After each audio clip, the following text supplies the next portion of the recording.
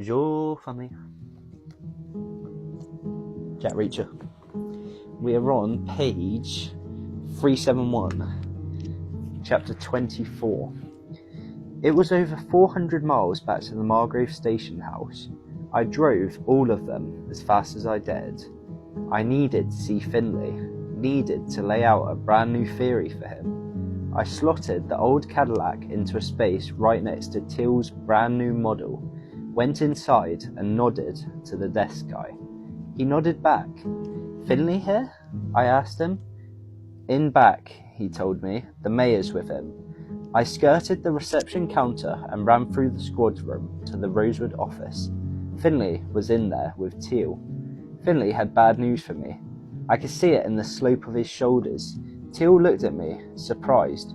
"You back in the army, Mr. Reacher?" he said. Took me a second to catch on. He was talking about my fatigues and the camouflage jacket. I looked him up and down. He was in a shiny grey suit with embroidered patterns all over it. Bootlace tie with a silver clasp. "Don't you be talking to me about clothes, asshole," I said.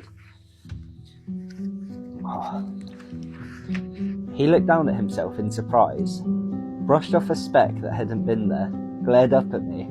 "I could have you arrested for language like that," he said. "And I could tear your head off," I said to him. "And then I could stick it up your rassy old ass."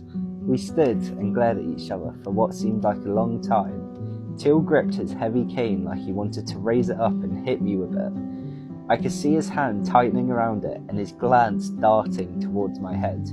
But in the end, he just stalked out of the office and slammed the door. I reopened it a crack and peered out after him. He was picking up a phone at one of the squad room desks. He was going to call Kleiner.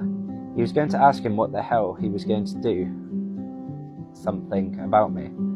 When the hell he was going to do something about me. I shut the door again and turned to Finlay. "What's the problem?" I asked him.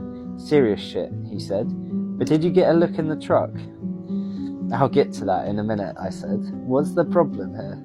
"You want the small problem first?" he said. "Or the big problem?" "Small first," I said. "Picard's keeping Roscoe another day," he said. "No option." "Shit," I said. "I wanted to see her." "She happy with that?" "According to Picard, she is," he said. "Shit," I said again. "So what's the big problem?" "Somebody's ahead of us," he whispered. "Ahead of us?" I asked him.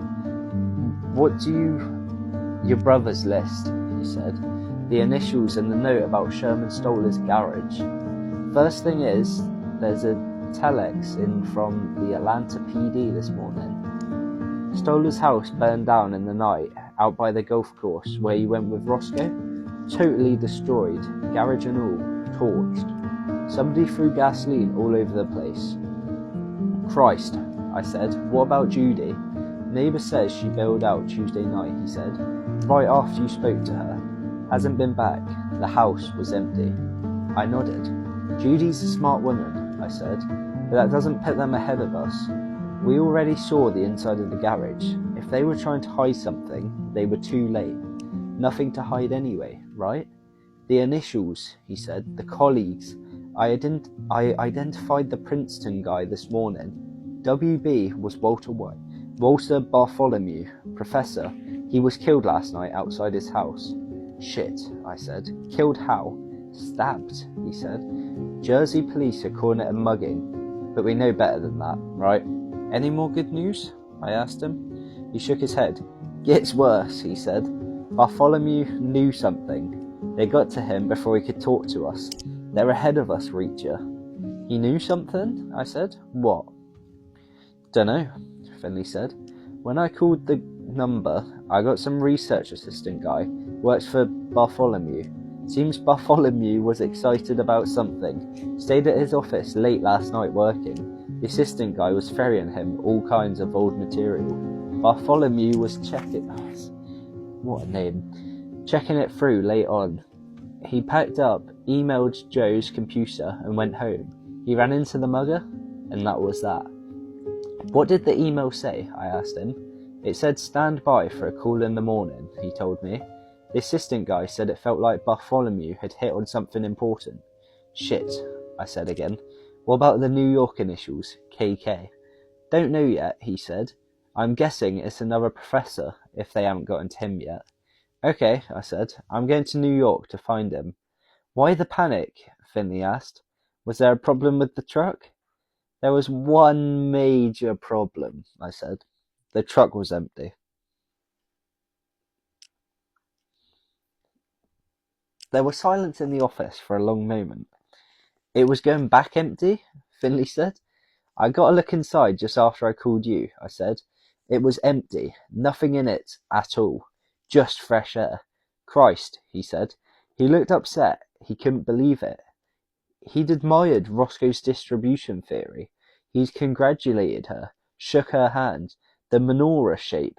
It was a good theory. It was so good. He couldn't believe it was wrong. We've got to be right, he said.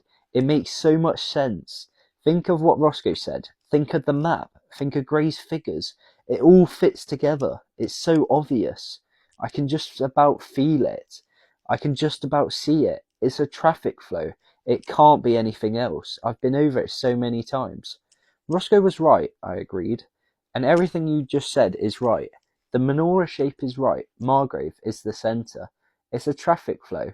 We only got one little detail wrong. What detail? He said. We got the direction wrong, I said. We got it ass backwards.